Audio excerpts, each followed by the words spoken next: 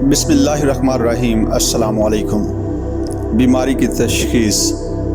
दोस्तों, कायद-ए-आज़म के आखिरी दिनों का तज़किरा किताब है मोहम्मद अली जिन्ना, मुसन्नफ़ है हेक्टर बिलायतो।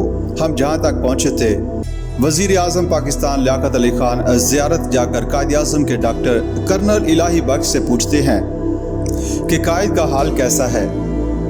लियाक़त अली ख़ान ने पूछा, आखिर आपको किस मर्ज़ का शुबा है? डॉक्टर कर्नल इलाही बख्श ने जवाब दिया, अभी तो मुझे 8-10 अमराज का शुबा है। जब तक मैं तस्दीक ना कर लूँ कुछ नहीं कह सकता। डॉक्टर का लहजा बात को टालने का था। वज़ीर आज़म लियाक़त अली ख़ान मरहूम के साथ मरकज़ी हुकूमत के सेक्रेटरी जनरल चौधरी मोहम्मद अली भी थे। उन्होंने इलाही बख्श से कहा, आपका फ़र्ज़ है कि आप वज़ीर आज़म को ठीक ठीक बताएं कि कायद-ए-आज़म किस मर्ज़ में मुब्तला हैं। हुकूमत के अरकान को हर बात के लिए तैयार रहना चाहिए। डॉक्टर ने कहा, आप सही फरमाते हैं, लेकिन मैं मजबूर हूँ कि अपने मरीज़ की इजाज़त के बगैर उनके मर्ज़ के मुताल्लिक़ कुछ नहीं बता सकता। दूसरे दिन सुबह कायद-ए-आज़म ने अपने मुआलिज से पूछा, वज़ीर आज़म मेरे बारे में आपसे क्या पूछ रहे थे? डॉक्टर ने जवाब में कहा कि उन्होंने वज़ीर आज़म को कुछ नहीं बताया। कायद-ए-आज़म ये सुनकर बहुत खुश हुए और बोले, आपने बहुत अच्छा किया।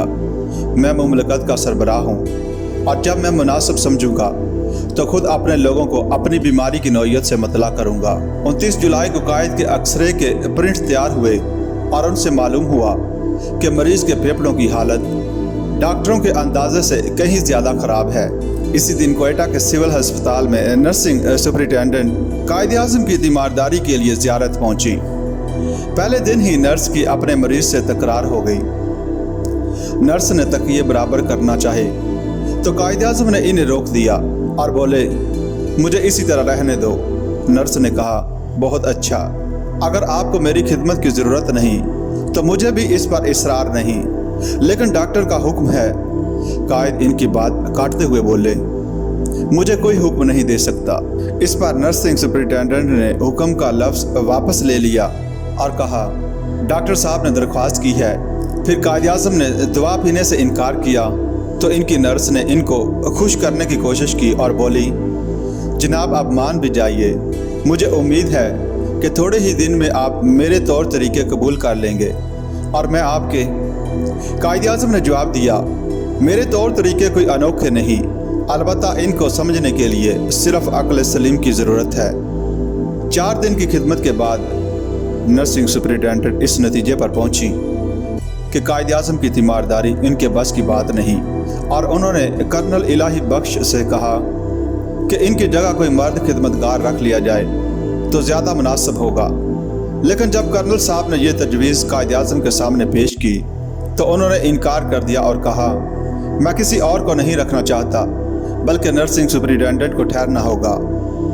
वो मुझे पसंद है क्योंकि अपने फ़र्ज़ को जानती हैं और बहुत असूल परस्त हैं। इसके बाद जब वो अपने कमरे में आई तो उनके हाथ में ब्रश और कंघा था। कायद इन्हें देखकर मुस्कुराई और अपना सर तकिए पर डाल दिया।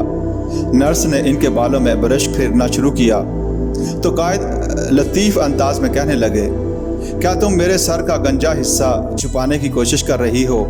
फिर उन्होंने बड़ी शफ़क़त से नर्स का शुक्रिया अदा किया।